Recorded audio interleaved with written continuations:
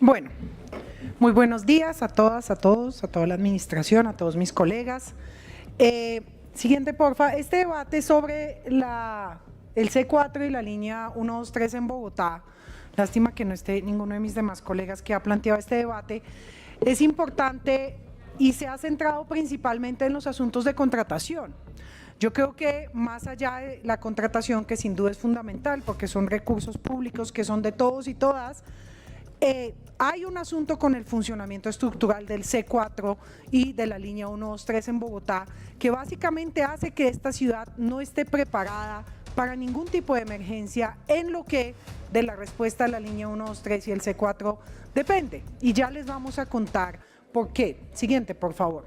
La línea 123 y el C4 en general tienen una línea de tiempo en nuestra ciudad que inician en el 97 con la resolución 087, donde la Comisión de Regulación de Telecomunicaciones establece el 123 como el número único de emergencias a nivel nacional. Luego en el 2000 el Fondo de Vigilancia y Seguridad realiza un estudio sobre el Centro de Atención y Despacho de Incidentes CADI, en ese momento punto de partida para el diseño del 123 y de lo que más adelante será el C4 en Bogotá.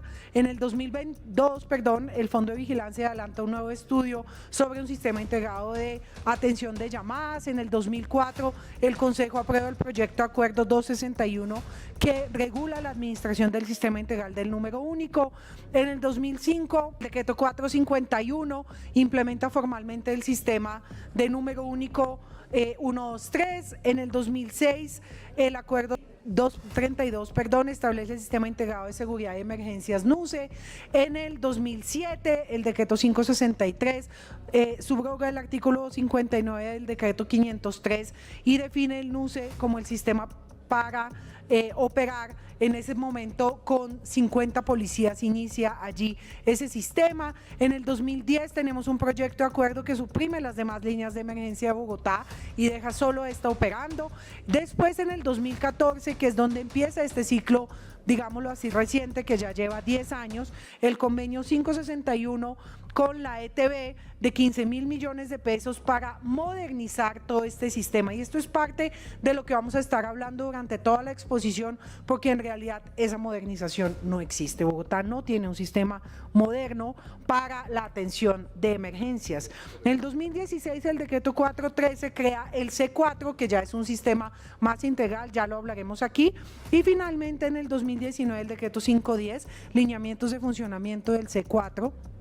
Y en este año la línea comienza a operar exclusivamente con personal civil de la Secretaría de Seguridad, Justicia y Convivencia, con 200 cargos de planta más o menos. ¿Qué tenemos aquí? El C4, que es este Centro de Comando, Control, Comunicaciones y Cómputo, por eso se llama C4, y tiene dentro de sus funciones, dentro de la conformación del sistema de este centro C4, un número único de seguridad y emergencias, que es el 123, sistema de videovigilancia ciudadana del Distrito Capital, sistemas de comunicación, redes de participación cívica, equipos de apoyo aéreo tripulado y no tripulado, sistemas de información y análisis de información y el Centro de Operaciones de Emergencias COE. Aquí nos vamos a centrar aquí en un poco plantear que este sistema de información y análisis de datos y demás no funciona en Bogotá, pagándolo. Ojo, porque todo esto es lo que estamos pagando.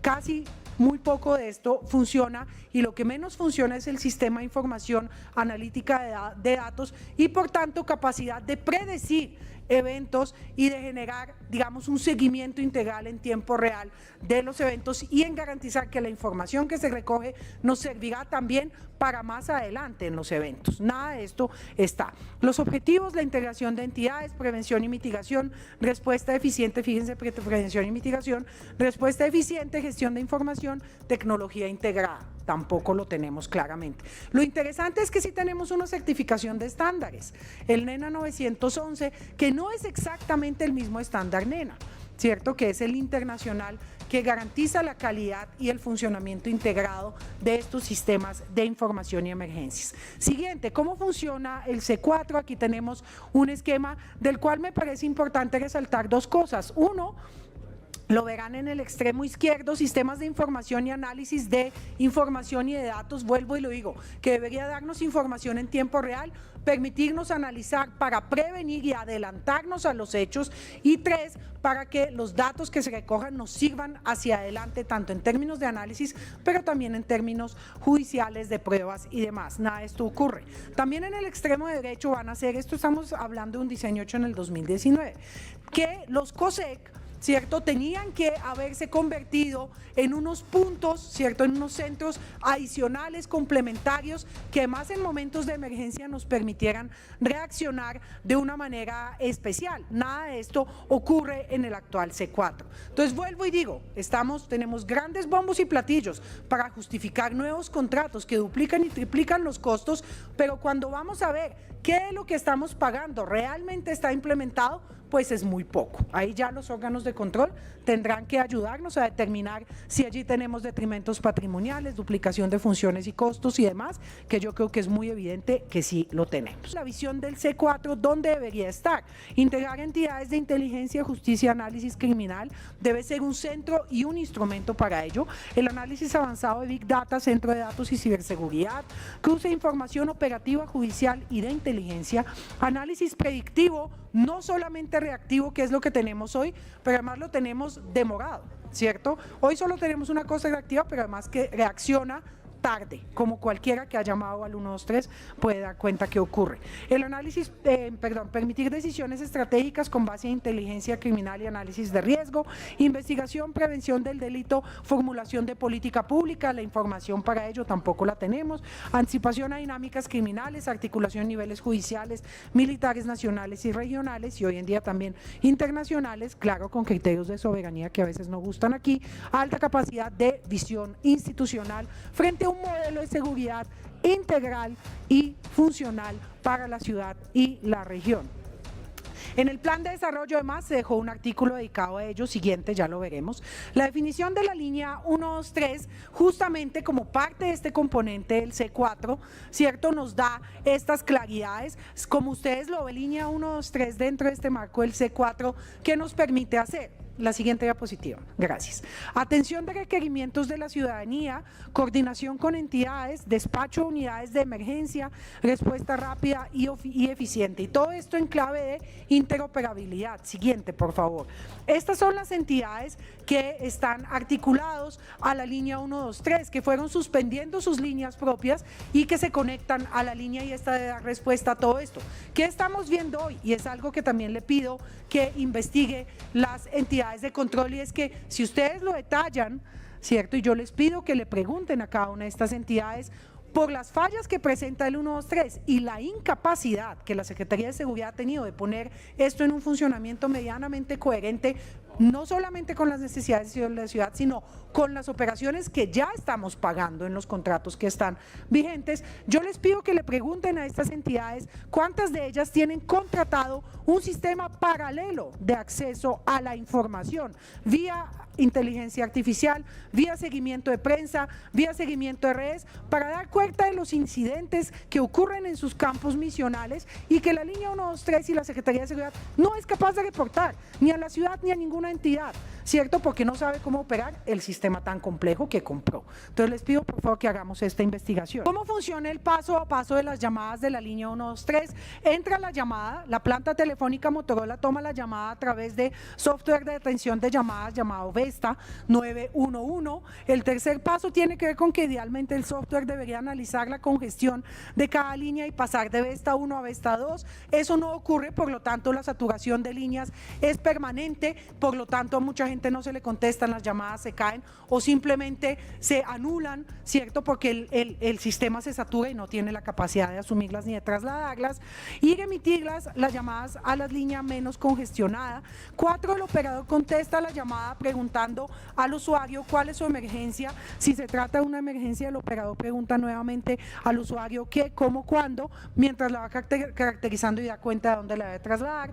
El operador crea el incidente en CAT del Premier One, que también es Motorola. El sexto es que el operador pregunta al ciudadano si desea que se transfiera la llamada por voz para CRUE o policía, o se deja en el contacto. No sucede todas las veces, muchas veces aquí se cae el tema, automáticamente con un código para cada entidad y añadiendo las circunstancias modificadoras, que es si es un niño atrapado, incendio, herido, qué tipo de incidente es, llega a todas las entidades. Esto no está ocurriendo. Parte de los problemas más graves que tenemos hoy es que no se están transfiriendo las llamadas a las entidades a las que deben llegar dependiendo del tipo de emergencia.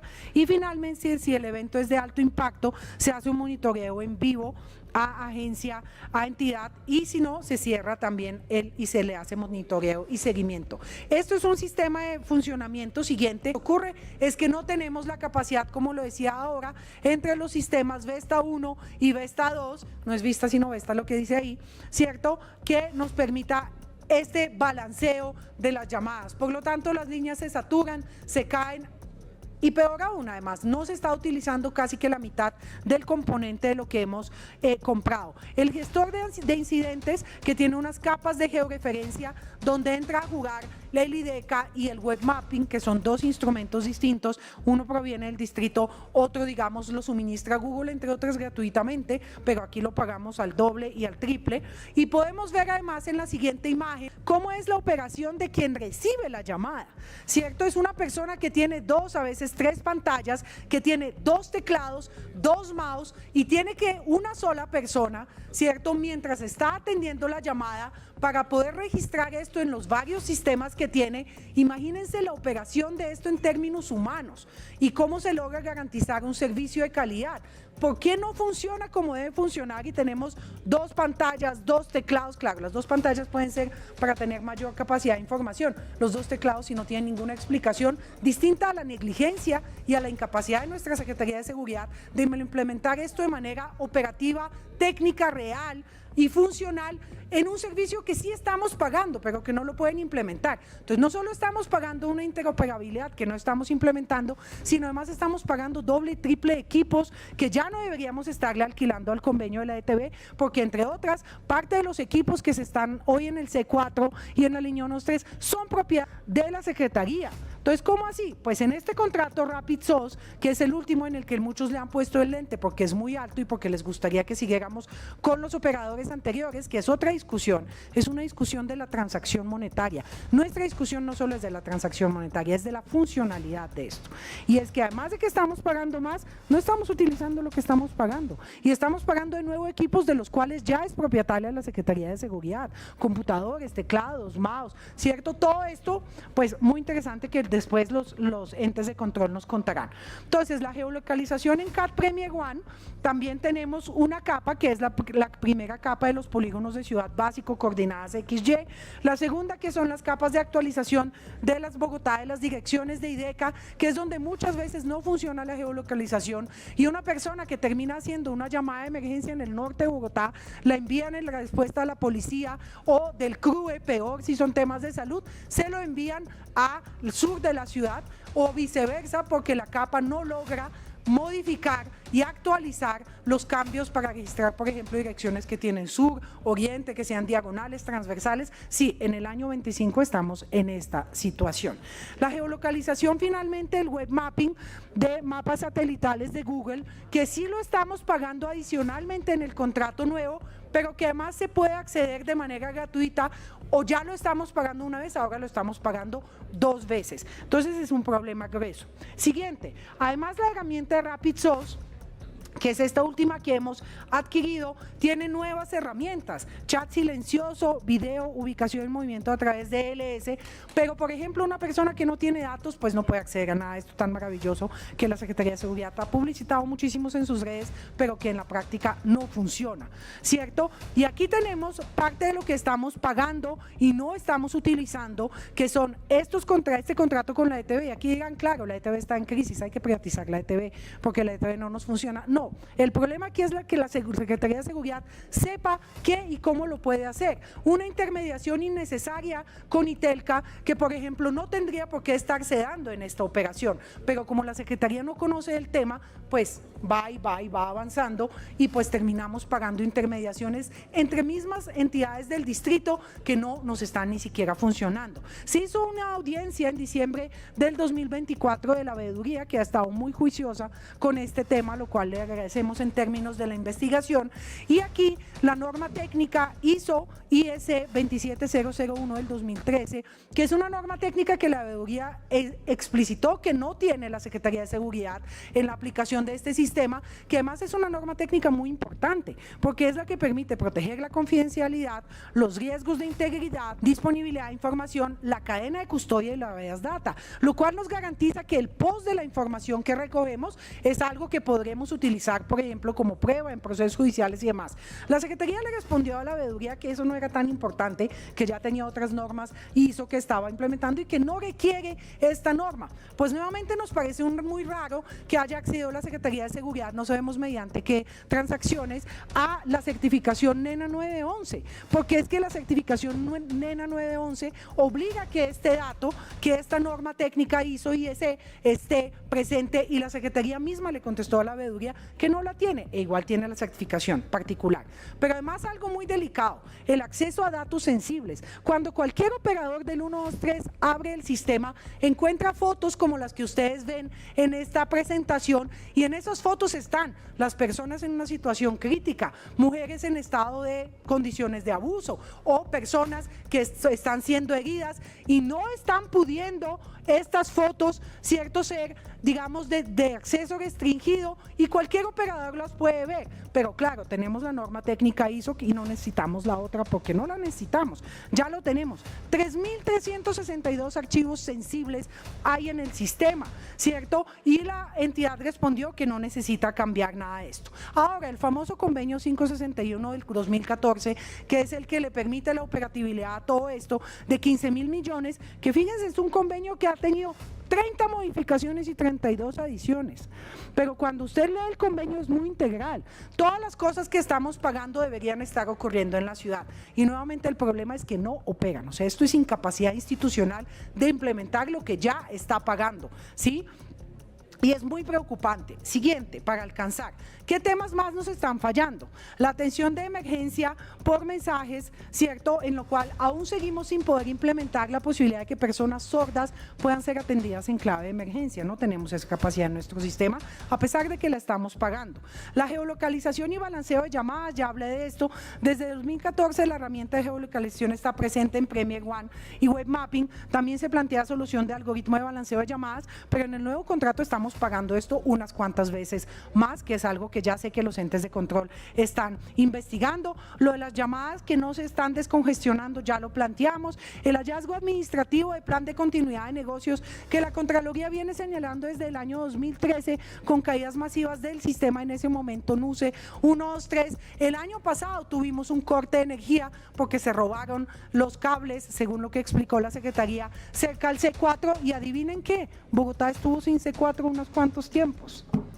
Y esto es muy raro, pero además es muy peligroso, porque justamente los sistemas de emergencia son sistemas que deben garantizar que en momentos de emergencia se activen estas planes B, C, D, F y G, y ahí en adelante hasta la Z, pero no pasa en esta administración, y tampoco hay la preocupación de que pase, porque cuando pedimos los datos sobre los mantenimientos de las baterías, por ejemplo, de emergencia y demás, pues no se les han hecho mantenimientos en los últimos años.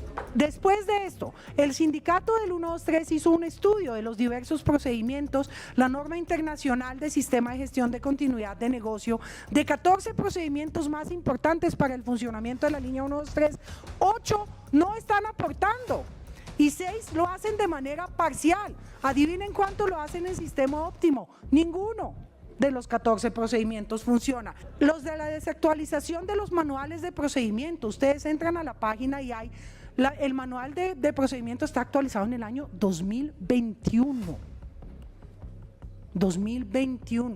El sistema de emergencia de la ciudad. Tampoco se están haciendo los temas de capacitación, que son importantes para para que los funcionarios adopten estas actualizaciones. Pues no hay actualizaciones que adoptar, pero eso sí se hizo un nuevo contrato sin manuales actualizados. También a mí me llama muchísimo esto la atención. El procedimiento de ingreso de información, ¿cierto? Para ir cerrando, y es, hay una falta de protocolos de cómo ingresarla. Estamos pagando un sistema para ingresar múltiples datos en el sistema y que luego los podamos analizar, recoger y demás. No los estamos usando, estamos anotando todo en observaciones. Cuando tenemos que ir a buscar la información de lo que ya nos ha ocurrido en términos de incidentes, no la tenemos, o tenemos que contratar a un analista que saque los 15.000 incidentes y revise sus observaciones para ver si llegamos a alguna conclusión. Solamente las conclusiones, medio minuto aquí. No hay visión clara de la potencialidad e importancia de lo que significa el C4 para la ciudad.